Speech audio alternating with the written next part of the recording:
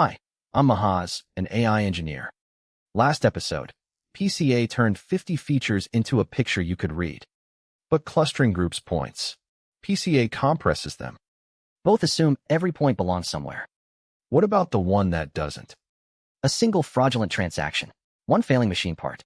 Episode 26, Anomaly Detection.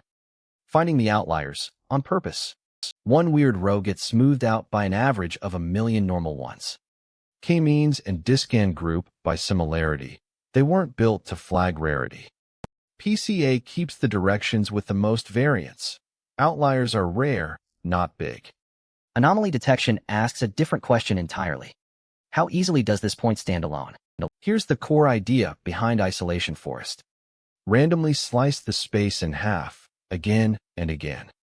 An outlier, far from everything else, gets cut off in just a couple of slices.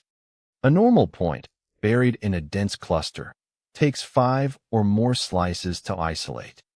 Fewer splits to isolate a point means it's more anomalous. That split count has a name, path length. Short path, average around 2, that's an anomaly. Long path, average around 8, that's normal. IsolationForest averages this across hundreds of random trees. The shorter the average path, the higher the anomaly score.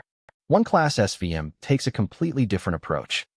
It draws a single boundary around what normal looks like. Anything inside that boundary is normal. Anything outside gets flagged as an anomaly. It shines on cleaner, lower dimensional data with a clear normal region. Let's run this on real sample data. 34 normal points, tightly grouped. For rows sitting far outside that group. Fit the model, it flags all 4 automatically. No manual thresholds. No eyeballing the scatter plot. IsolationForest scales well, no assumptions about shape, fast. One-Class SVM needs a cleaner boundary, slower on big data. Z-score, instant, but only works on one feature at a time. IsolationForest is the default first move for most real datasets. Use Z-score only for a quick single-column sanity check.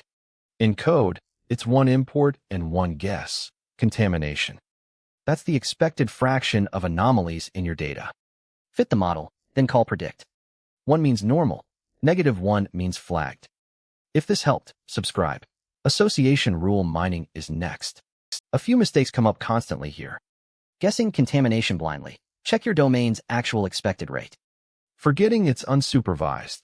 There are no true labels to score accuracy against. Not scaling mixed unit features. One huge range column dominates the splits. Testing only on the training set. Of course it looks caught.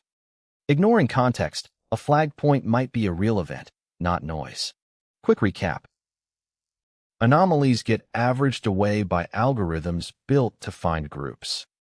IsolationForest. Fewer splits to isolate means more anomalous. One-Class SVM draws a boundary. Outside it gets flagged. Set contamination from domain knowledge, not a guess. Episode 27, Association Rule Mining. The math behind people who bought this also bought that. A priori, and the ideas of support, confidence, and lift. Subscribe so you don't miss it. Challenge task, flag anomalies in your own dataset. Try 3 contamination levels and compare what gets flagged.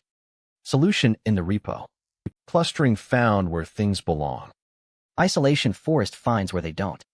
1 weird row. 2 random splits. Caught.